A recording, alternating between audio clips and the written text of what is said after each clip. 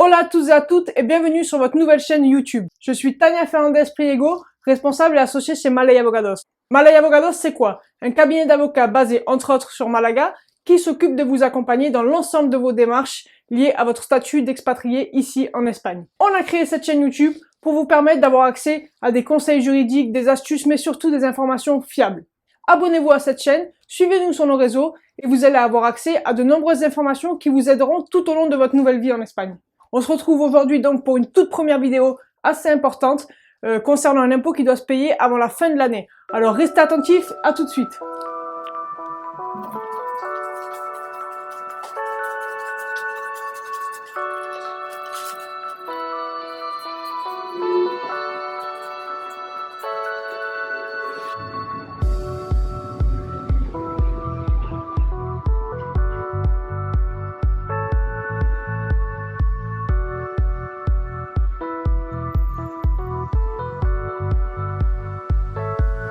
Aujourd'hui, on va parler de l'impuesto sobre la renta de no residente, IRNR.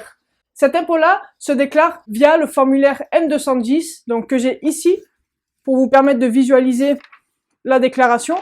Donc c'est les deux premières pages de cette déclaration qui, bien évidemment, sont tachées de noir pour dissimuler les informations de mon client. Qui est concerné par cet impôt-là? Tout simplement, tous les propriétaires non résidents en Espagne qui possèdent un bien immobilier sur le territoire espagnol. Donc c'est simple, si vous possédez un bien en Espagne, mais que vous êtes résident ailleurs, par exemple en France, en Belgique ou en Suisse, vous devez faire cette déclaration-là. C'est un impôt qui se crée simplement par le fait d'être propriétaire en Espagne et non résident. Donc si vous êtes dans ce cas-là, vous devez faire cette déclaration tous les ans. Le délai pour faire cette déclaration est jusqu'à l'année suivante.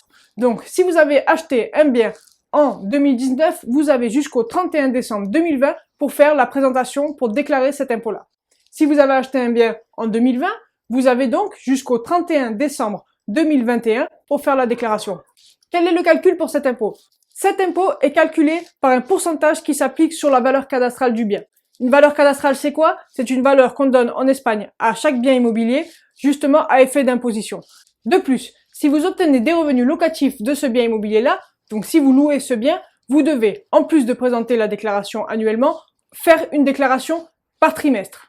C'est-à-dire, chaque trimestre de l'année en cours, vous devez présenter une déclaration. Pour les revenus de janvier, février et mars, vous allez avoir jusqu'au 20 avril pour faire cette déclaration. Et ainsi de suite. C'est-à-dire que les délais sont 20 avril, 20 juillet, 20 octobre et 30 janvier. Dans ce cas-là, le calcul est différent. On applique un pourcentage sur le bénéfice net, donc vos gains moins les frais que vous pouvez déduire, que vous allez obtenir grâce à ces locations. Comment faire cette déclaration? Alors, malgré le fait qu'il soit possible de la faire soi-même, effectivement, il n'est pas très compliqué de remplir ce formulaire-là, je conseillerais toujours de passer par un professionnel. Pour moi, c'est indispensable. Si vous faites une erreur dans la déclaration, le fisc espagnol sera intransigeant. Il mettra en place une machine de sanctions qui est imparable. En dehors de vous faire gagner du temps et de vous économiser des maux de tête, votre fiscaliste vous fera gagner en garantie, en sécurité, et ça, c'est essentiel.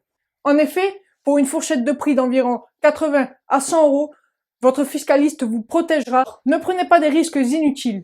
Pour ce prix-là, comptez sur un professionnel et gagnez en sécurité. C'est tout pour aujourd'hui, alors n'hésitez pas à poser vos questions en commentaire, j'y répondrai lors d'une prochaine vidéo. On se retrouve bientôt et entre-temps, restez bien informés.